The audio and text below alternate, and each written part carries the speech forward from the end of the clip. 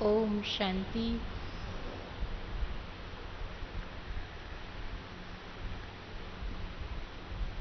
आज अभी गीत में भी हम सुन रहे थे,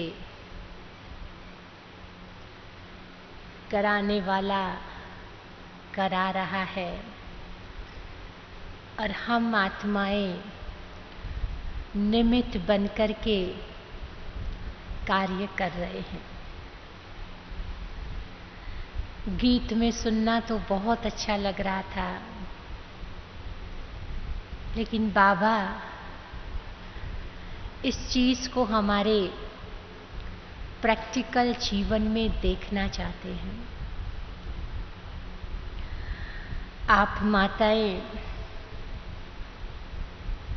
साधारण आत्माएं तो नहीं हो, बहुत विशेष आत्माएं हो। आपके पास जो जिम्मेवारियां हैं, आप जो कार्यभार संभाल रही हैं, वो एक ऑर्डिनरी व्यक्ति नहीं कर सकता है। 365 दिन रोज सुबह उठ करके घर के सभी आत्माओं को तैयार करना,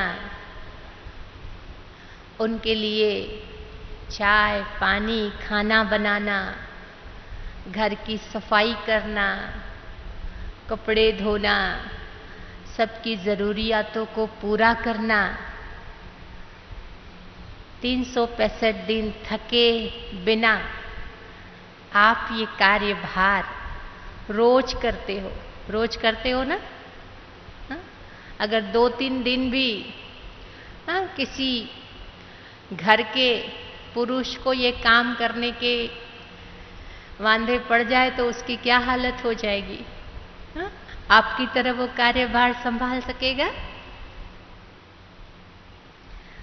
आज की दुनिया में लोग एक एक काम के लिए नौकर रखते हैं, काम वाली बाई रखते हैं, उनको पे करते हैं, तब उनके घर गृहस्थी को वो ठीक रीति से संभाल पाते हैं।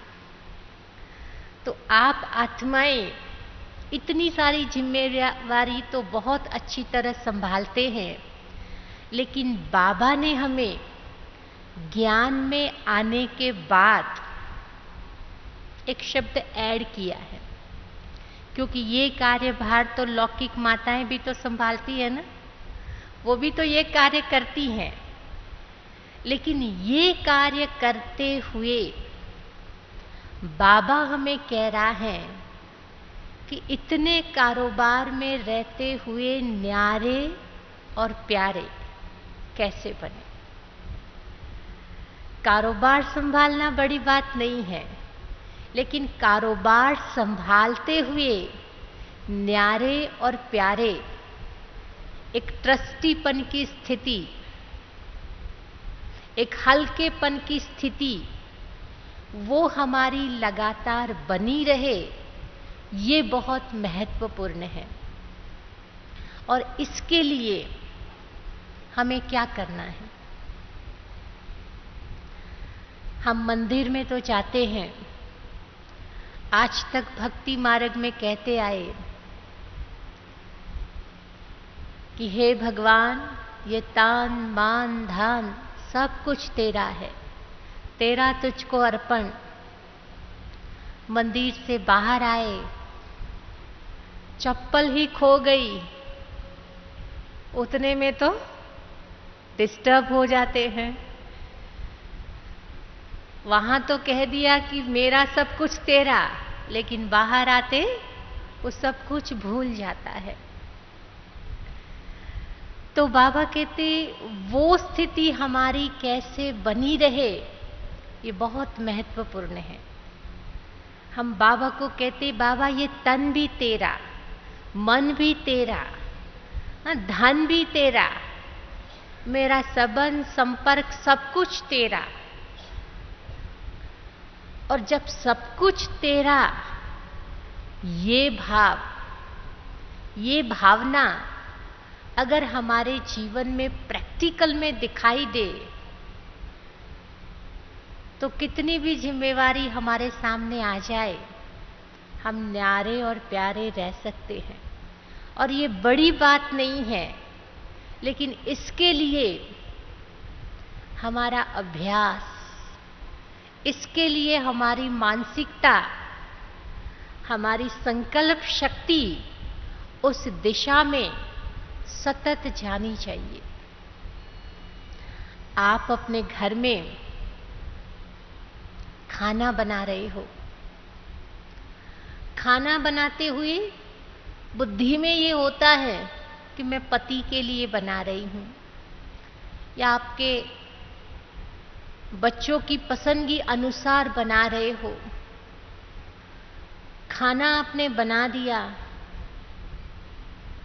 खाना सबको परोसा और सबकी पसंद की चीज होती है, तो अंदर में सूक्ष्म में थोड़ा सा भाव रहता है कि खाना खाके लोग थोड़ी सी तो महिमा कर लेंगे, थोड़ी सी तो प्रशंसा कर लेंगे। ये एक भाव, एक संकल्प, एक भावना होती है।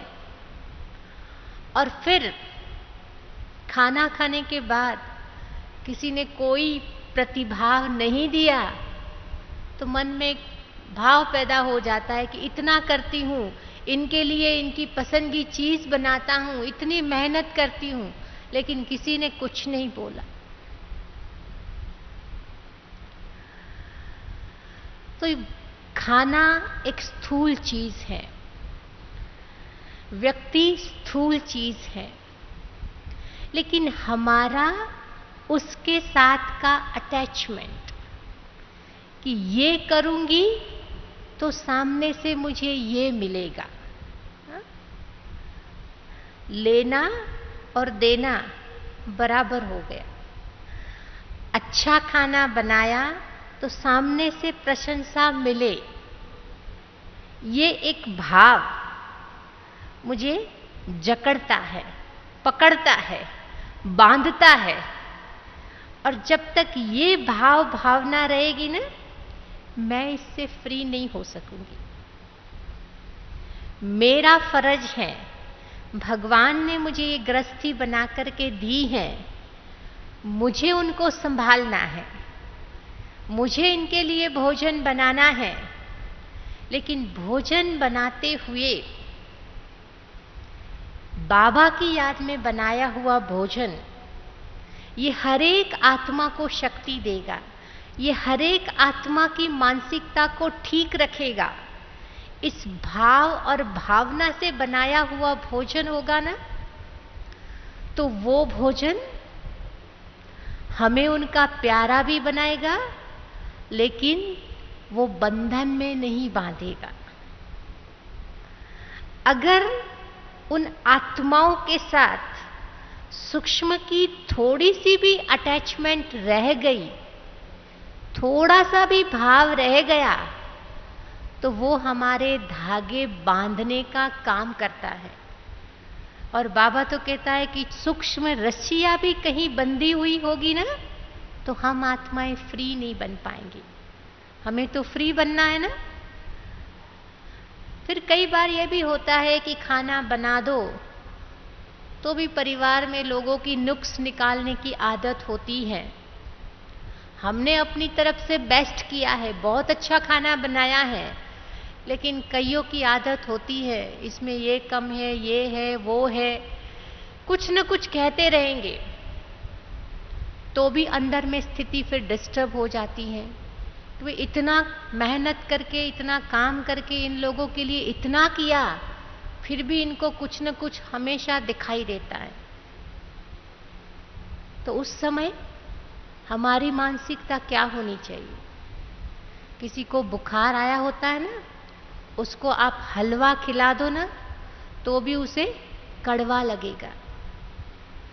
हमारा दोष नहीं है, हमने तो हलवा ठीक बनाया है, लेकिन बुखार उनको है, इनके कारण उसको कड़वा लग रहा है। तो हम भी सोचे कि हमने अपनी तरफ से बेस्ट किया है, बहुत अच्छा किया है, लेकिन उनकी मानसिकता ऐसी है, उनकी विचारधारा ऐसी है, उनको कोई चीज पसंद नहीं आई है, तो ये उनकी विचारधारा है, ये उनकी मनोवृत्ति है। मुझे उनके शब्दों से अपने को डिस्टर्ब नहीं करना है।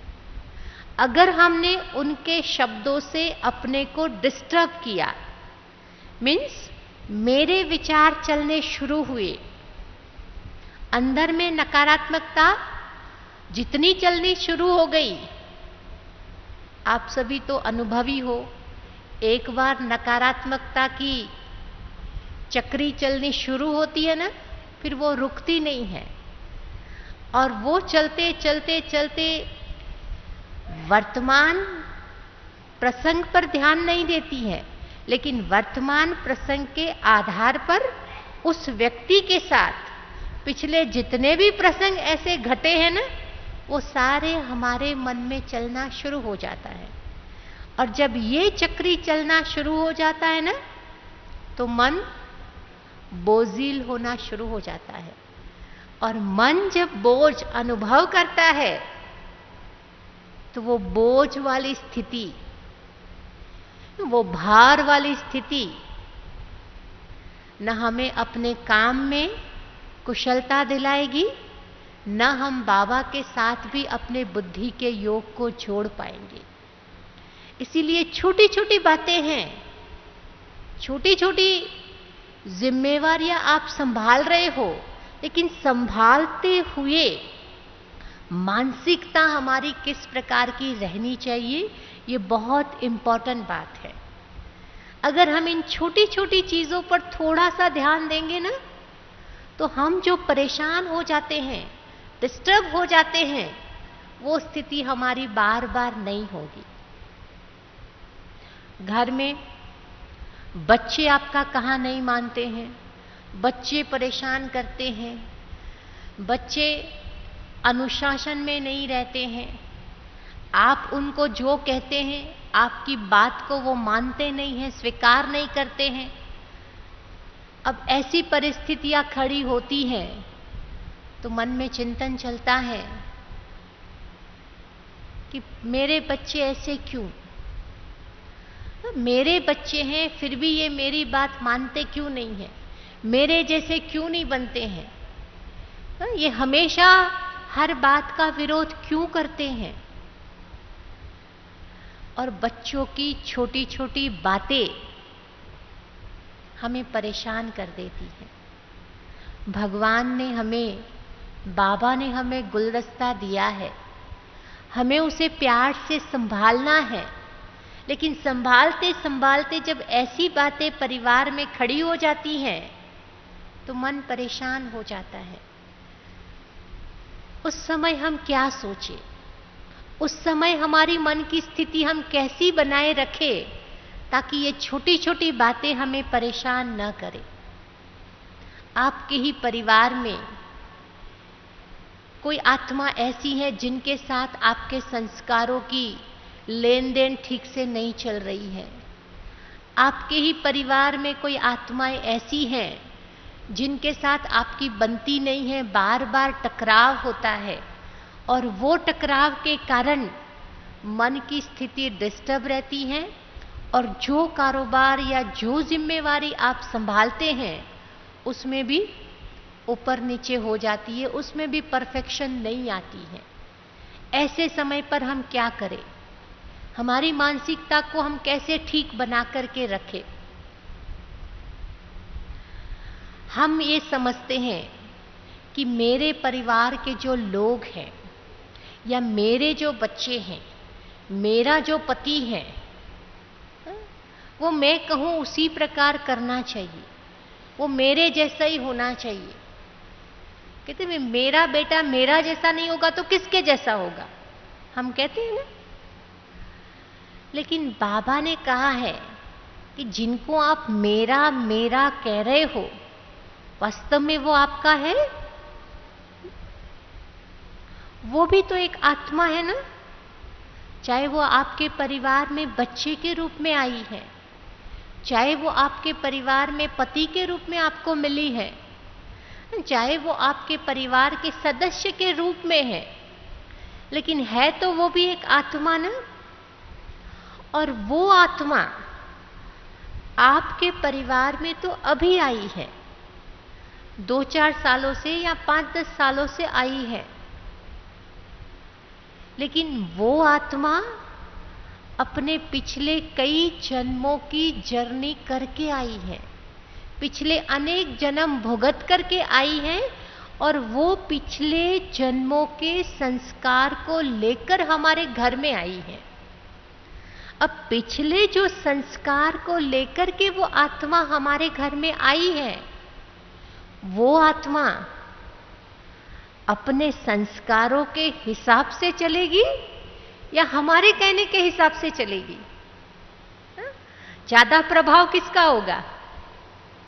उसके अपने संस्कार के अनुसार आत्मा चलेगी ना। हम कहते हैं कि मैं कहूं वैसे ही करे, और इसके कारण उस आत्मा के साथ हमारी खींचातानी चलती है, आपस में हमारे लड़ाई झगड़े चलते हैं, आपस में हमारी बोलचाल हो जाती है, और हम उसे अपने हिसाब से चलाने की लाख कोशिश करते हैं, लेकिन वो आत्माएं अपने हिसाब से ही चलती हैं, क्योंकि उस आत्मा पर पिछले जन्म के संस्कारों का प्रभाव ज्यादा है। अगर हम उस आत्मा को ठीक करना चाहते हैं, हमारी जिम्मेवारी में है कि इन आत्माओं को हमें ठीक रखना है, तो मुझे क्या करना पड़ेगा कि वो आत्मा जो है, जैसी भी है, मुझे उसे स्वीकार करना है। चाहे उसका स्वभाव गुस्से वाला है, चाहे उसका स्वभाव परेशान करने वाला है, चाहे उसका स्वभाव झगड़ालू है, जैसा भी है, मुझे एज इट इज उसे स्वीकार करना पड़ेगा। जब आप व्यक्ति को एक बार स्वीकार कर लो कि ये जैसे हैं वैसे हैं, मेरे अपने हैं, जब आप उसको स्वीकार कर लेते हो ना, तो आपको उसके प्रति प्रेम जागृत नेचुरल होगा, रहम दिल की भावना उस आत्मा के प्रति नेचुरल जागृत होगी। और जब उस आत्मा को लगातार प्रेम मिलेगा, आपकी तरफ से रहम दिल की भावना मिलेंगी, तो आज नहीं तो कल वो आत्माएं सुधर जाएंगी, आपके हिसाब से चलेगी, आप जो चाहते हैं वो चीज आप साकार कर पाएंगे। लेकिन लगातार उस आत्मा को नकारात्मक शक्ति देते जाओ, नेगेटिव एनर्जी सप्लाई करते जाओ कि तुम ऐसे हो वैसे हो, छोटी छोटी बात में उसके साथ हमारे लड़ाई झगड़े चलते रहे, तो उन आत्माओं पर कोई प्रभाव नहीं पड़ेगा। इसीलिए बाबा कहता है कि भगवान ने हमें जो गुलदस्ता दिया है परिवार रूपी, उसको चलाने की जिम्मेवारी हम माताओं की है ना। एक माता कहते हैं ना कि पूरे परिवार की आधारशिला है। आधारशिला कैसे है कि आप परिवार के हर सदस्य को एक सूत्र में बांध के रख सकती हो, लेकिन वो कैसे पॉसिबल होगा? आपके घर के 5 सदस्य हैं, पांचों सदस्यों को आप ठीक रखना चाहते हैं, खुश रखना चाहते हैं, ये आपकी जिम्मेवारी में आता है, तो वो पॉसिबल तभी होगा जब आप 100% ठीक होंगे। आप मन से ठीक नहीं हैं, आप दुखी हैं, दर्द में हैं, परेशान हैं, बात बात में आप चिढ़ जाते हो, आपका अपना चिड़चिड़ेपने का संस्कार पैदा हो जाता है, तो हम परिवार को क्या देंगे? जो हमारे पास है वही हम परिवार को देंगे ना। हमारे पास मानसिक स्थिति नकारात्मक है, तो परिवार को हमारे से वही मिलेगी, और वही मिलेंगी तो क्या परिवार को हम ठीक रख पाए? परिवार हमारा ठीक रहेगा? और अभी तो वर्तमान समय बाबा ने हमें डबल जवाबदारी दी है। आप माताओं को तो खास बाबा कहते हैं कि आप एक छोटे से परिवार की संभालने वाली माता नहीं हो, लेकिन बाबा का घर, यज्ञ माता भी आप हो, बाबा के घर को भी आप माताएं संभालती हो, तो आपका तो दो दो घर हो गया। परिवार के साथ उस बाबा के घर के माहौल को भी ठीक रखने की जवाबदारी आप सबकी है। तो वो पॉसिबल कब होगी? जब हम ठीक होंगे। मैं ठीक होंगी तो मैं सबको ठीक रख सकूंगी। अगर मैं ठीक नहीं तो लोगों को कैसे ठीक रख पाऊंगी? एक डॉक्टर के पास जाओ, आप अपना दर्द सुनाओ, दर्द सुनाते सुनाते डॉक्टर भी हमारे साथ दुखी हो जाए, रोने लग जाए, तो कौन किसका इलाज करेगा? हा? तो हम परिवार के निमित्त हैं, जिम्मेवार है, परिवार के हम मुखिया हैं। तो ये हमारी जिम्मेवारी में आता है कि मुझे अपने आप को खुश रखना है, मुझे अपने आप को ठीक रखना है। मैं खुश होंगी तो मेरे से परिवार को खुशी ट्रांसपेरेंट होगी। अगर मैं खुश नहीं तो परिवार भी खुश नहीं रह सकता है। इसलिए शुरुआत मुझे अपने से करनी है। एक बार राजा जनक के दरबार में एक ऋषि आए। उसने राजन से प्रश्न किया कि राजन, इतने बड़े राज्य कारोबार को आप संभालते हो, इतनी धन दौलत पैसा सब कुछ है, फिर भी आपको विदेही क्यों कहते हैं? मुझे तो नहीं लगता है कि आप इतना सब करते हो फिर भी सही अर्थ में विदेही रहते होंगे। तो राजन ने कुछ जवाब नहीं दिया। उन्होंने कहा कि आप एक दो दिन मेरे राज्य में रहो, आप खुद अपनी आंखों से देखो। दूसरे दिन राजन ने वो महात्मा जी को बुलाया और उनके हाथ में एक दीपक दिया। बोला, मैं ये आपको दीपक दे रहा हूं, इस दीपक को लेकर के आप पूरे मेरे राज्य की और घूम करके वापस आओ। लेकिन ध्यान रखना, ये दीपक की लौ बूझनी नहीं चाहिए। महात्मा जी ने कहा ठीक है। उन्होंने वो दीपक को अपने हाथ में लिया और पूरे राज्य में घूम करके वापस आए। राजन ने उनको पूछा कि आपने मेरे पूरे राज्य कारोबार को अच्छी तरह से देखा? तो महात्मा जी ने कहा कि मैंने तुम्हारे राज्य में बहुत कुछ देखा, लेकिन जैसे देखा अनदेखा हुआ, अच्छी तरह से मैं देख नहीं पाया, क्योंकि मेरा सारा ध्यान इसी दीपक पर था कि इसकी लौ बुझनी नहीं चाहिए, इसीलिए मैं अच्छी तरह से सब कुछ देख नहीं पाया। तो राजन कहता है, मेरा भी यही है कि मेरा सारा ध्यान यहां रहता है। मैं राज्य कारोबार संभालता हूं, लेकिन मेरा ध्यान यहां रहता है। इसके कारण मैं संभालते हुए भी न्यारा और प्यारा रह सकता हूं।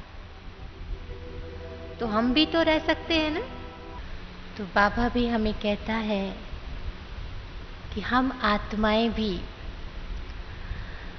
अपनी आत्मिक स्थिति में रहकर, मीन्स अपने आत्मा की गुणों की स्थिति में स्थित रहकर, अगर हर कार्यभार को संभालते हैं, हर जिम्मेवारी को संभालते हैं, तो हम न्यारे और प्यारे रह सकते हैं। कहते हैं भाई, पानी का घड़ा भरा हुआ होता है ना तो छलकता नहीं है, खाली होता है ना तभी छलकता है। तो हम भी अगर अंदर से भरे हुए हैं, आत्मा की गुण और शक्तियों से मैं आत्मा भरपूर हूं, संपन्न हूं, तो मुझ आत्मा से हमेशा अच्छे ही कर्म होंगे, श्रेष्ठ कर्म ही होंगे। जो भी कारोबार या जो भी जिम्मेवारी मुझे मिली हुई है, मुझे उसमें हमेशा सफलता मिलेगी। लेकिन अंदर से अगर हम खाली हैं, भरपूर नहीं है ना, तो बार बार अंदर से गुस्सा निकलेगा, बार बार अंदर से इरिटेशन होगा, बार बार हमारे मुख से दुखदाई बोल निकल आएंगे।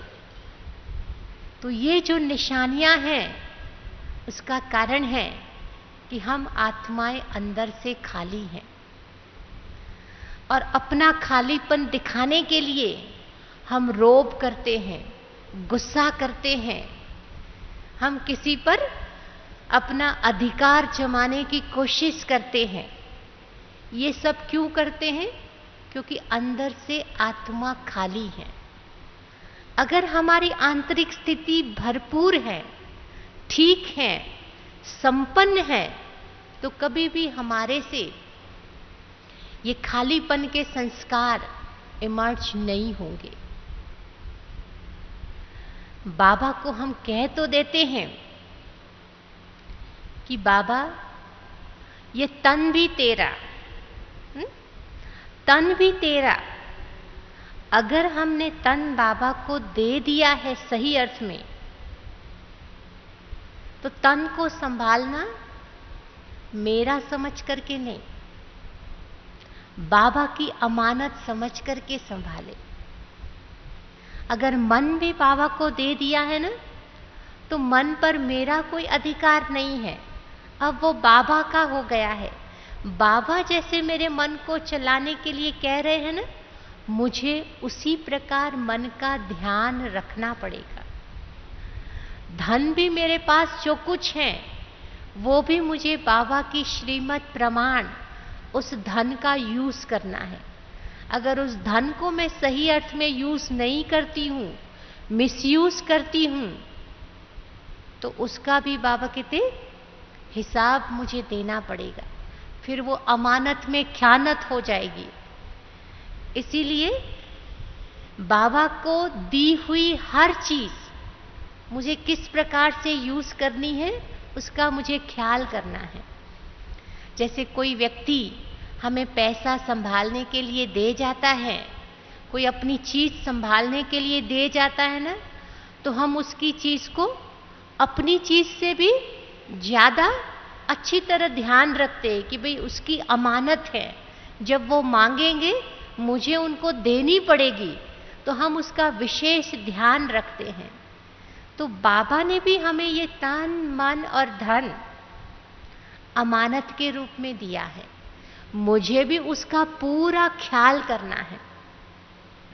एक बार राजा शिवाजी महाराज के पास उनके गुरुदेव पधारे थे, तो उन्होंने अपने गुरुदेव को कहा कि महाराज मैं ये राज की ये कारोबारी से बहुत तंग आ गया हूँ, मुझे अभी मन में आता है कि मुझे इन सब से संन्यास लेना है, मुझे राज्य कारोबार में बहुत टेंशन होती है, मुझे इन सब से फ्री होना है। तो गुरुदेव कहता है कि अच्छा तुम्हें ये सब कुछ नहीं चाहिए? तो बोला नहीं। तो कहता ठीक है, तुम मुझे सारा राज्य कारोबार दे दो। तो शिवाजी महाराज ने अपने गुरुदेव को राज्य सिंहासन पर बिठाया और कहा आज से आपको सारा मैं राज्य कारोबार सौंप देता हूं। तो गुरुजी कहते हैं कि ये राजाई ड्रेस पहनी है ना, वो भी अभी तेरी नहीं है, क्योंकि तुमने तो सब कुछ मुझे दे दिया ना, वो भी उतारो। उसने अपनी राजाई ड्रेस भी निकाली और एक सिंगल वस्त्र धारण किया। फिर गुरुदेव उसे कहते हैं कि तुम्हारे पास जो कुछ था तुमने मुझे दे दिया और वो सब कुछ मेरा हो गया। अब मैं तुझे कह रहा हूं कि तू ये मेरी अमानत समझ करके संभाल। अभी तक तुम मेरा है ऐसे समझकर राज्य कारोबार चलाता था ना, तो तुझे टेंशन होता था, लेकिन अब ये तेरा नहीं रहा है, ये मेरा हो गया है। अब तुमने मुझे दे दिया है, मेरी ये अमानत है तुम्हारा ये राज्य कारोबार, और तुम्हें उसका संभालना है और उसका सही सही समाचार मुझे देना है। तो बाबा भी तो हमें यही कह रहे हैं ना कि ये तान मान धान संबंध संपर्क जो कुछ मैंने आप सबको दिया है ना, वो सिर्फ संभालने के लिए दिया है। ये मेरी अमानत है। जब हम उस अमानत को अपनी समझते हैं ना, तब हमें टेंशन होती है। मेरा कहते हैं ना, तब टेंशन होती है। किसी और का होता है तो हम उसको बहुत अच्छी तरह से ध्यान से संभालते हैं। आपका बेटा बड़ा बेटा है, धन कमाता है, कहता है कि माँ मेरे ये 1 लाख रुपया आप संभाल करके रखना, फिर मैं जरूरत पड़ेगी तो मांगूंगा ऐसे बोलता है, तो हम उसके रुपये को कितना अच्छी तरह से संभाल करके रखते हैं। याद है ना कि वो समय पर उसे देना पड़ेगा। तो जब स्थूल चीजों में इतना ध्यान रहता है, तो सूक्ष्म चीजों में भी इतना ध्यान रखना शुरू करें ना। बाबा ने हमें इतना सब कुछ दिया है, लेकिन ये मेरा नहीं है। मम्मा हमेशा कहती थी कि हुक्मी हुक्म चला रहा है, हुक्मी हुक्म चला रहा है। वो जैसे हुक्म चला रहा है वैसे मुझे करना है, मेरा कुछ भी नहीं है।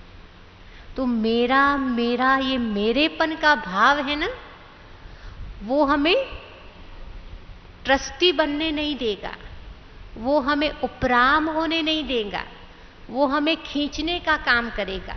इसलिए जितना ये मेरेपन से हम अपने आप को मुक्त करते जाएंगे, उपराम करते जाएंगे, उतना हम हल्के हो पाएंगे। तो हल्के होना है, न्यारा बनना है, सबका प्यारा बनना है, तो इन चीजों में ट्रस्टी भाव को पैदा करना पड़ेगा।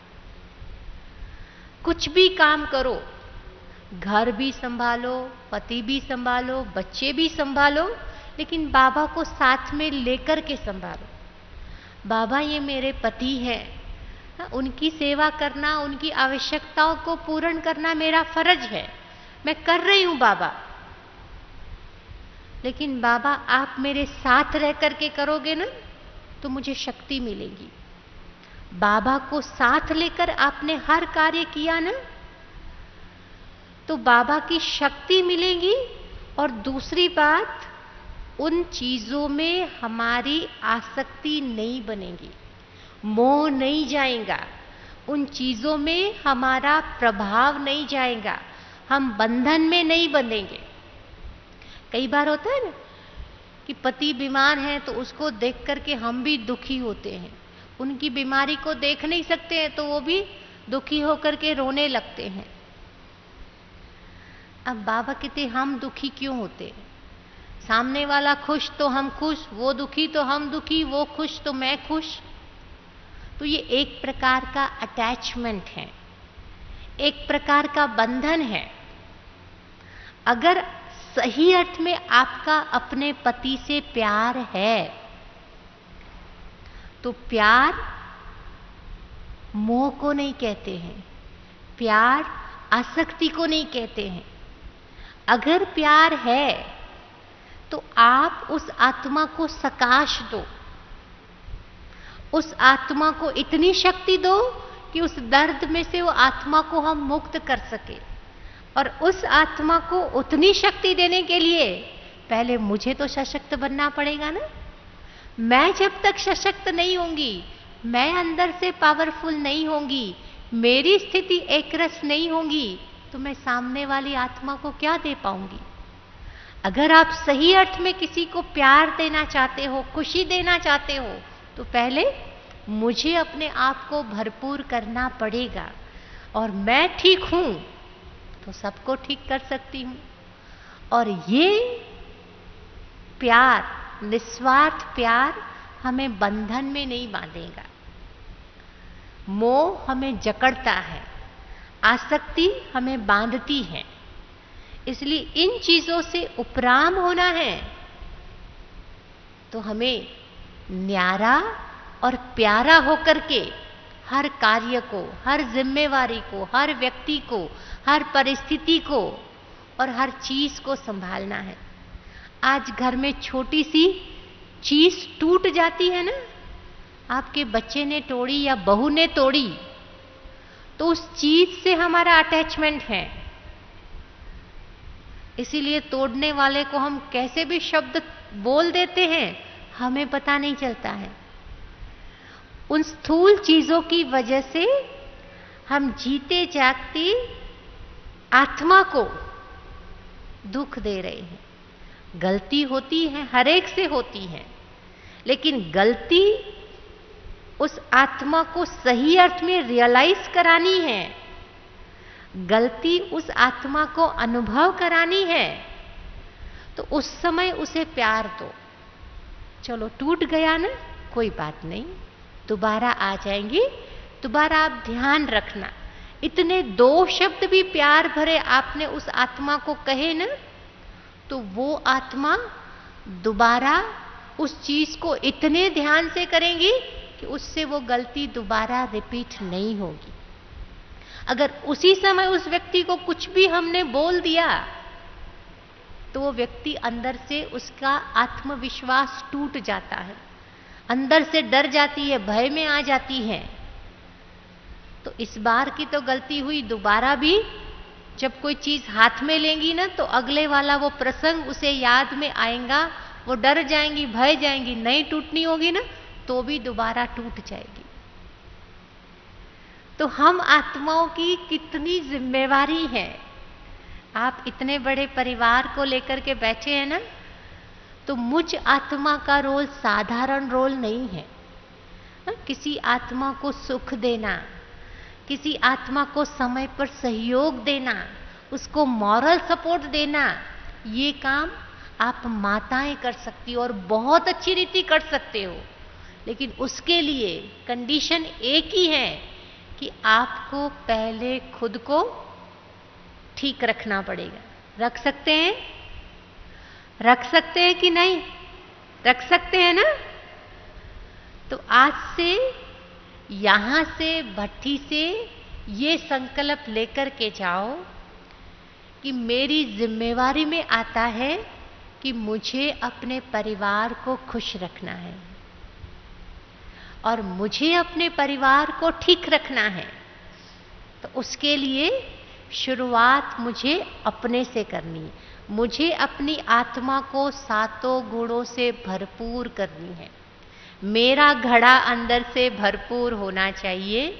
मैं फुल हूं, मैं संपन्न हूं, मैं भरपूर हूं, तो मेरे से लोगों को भरपूरता के वाइब्रेशन जाएंगे और वो वाइब्रेशन हमारे घर को सही अर्थ में मंदिर बना देंगे, आश्रम बना देंगे।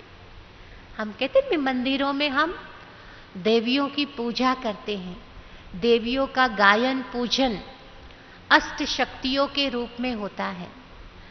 जो देवियों का गायन पूजन अष्ट शक्तियों के रूप में होता है ना, तो वो देवियां, वो शिव शक्तियां आप सभी हो ना। बाबा ने हमें अष्ट शक्तियां दी हैं, 7 गुण दिए हैं। वो 7 गुण और 8 शक्तियों को मुझे यहां पर भरपूर रखना है। और फिर हम कर्म क्षेत्र पर आवे, जहां हमारी जिम्मेवारियां हैं, उस क्षेत्र पर जब हम आवे, उस समय जिस गुण की आवश्यकता हो उस गुण का प्रयोग करें। जिस शक्ति की आवश्यकता हो उन शक्तियों का प्रयोग करें। अगर इस स्थिति में रह करके हम जिम्मेवारियों को संभालते हैं, तो हमें ये महसूसता नहीं होगी कि हम कोई जिम्मेवारी को संभाल रहे हैं। हम इतना कुछ कर रहे हैं ये अनुभव भी नहीं होगा। इतना हल्के होकर के आप कार्य व्यवहार को संभालेंगे कि आपको पता भी नहीं चलेगा। मैं अपना अनुभव सुनाती हूं कि हमारे घर में एक बार कंटिन्यूस 15 दिन तक प्रोग्राम चला और कंटिन्यूस 15 दिन तक प्रोग्राम चला। बहुत सारी आत्माएं रोज आती गई, सबके साथ संबंध संपर्क में आते थे, सबसे बात करती थी, सबसे काम लेती थी, सब कुछ करती थी। तो एक आत्मा ने मुझे प्रश्न पूछा कि दीदी आप इतने सारे लोगों से इतने प्यार से कैसे बात कर सकती हो? आपको कभी नहीं होता है कि इस आत्मा को ऐसे बोलती है तो आप थोड़ा सा जोर से बोल के उनको जवाब दो? मैंने 8 दिन से आपको मार्क किया है कि आपने किसी भी आत्मा को ऐसे गुस्से होकर के या बड़े आवाज से नहीं बोला है, तो ये आप कैसे कर पाती हो?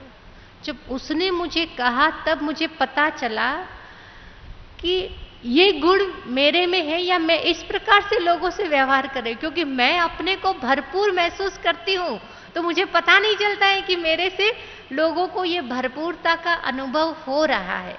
तो हम जब अपने आप को भरपूर महसूस करेंगे 7 गुणों के आधार से, अष्ट शक्तियों के आधार से, तो सही अर्थ में बाबा जो हमें शिव शक्ति के रूप में देखना चाहते हैं, वो शिव शक्ति बनकर के हम अपने परिवार को, हम अपनी हर एक जिम्मेवारियों को बहुत अच्छी तरह से निभाते हुए न्यारे और प्यारे बन सकेंगे। ओम शांति।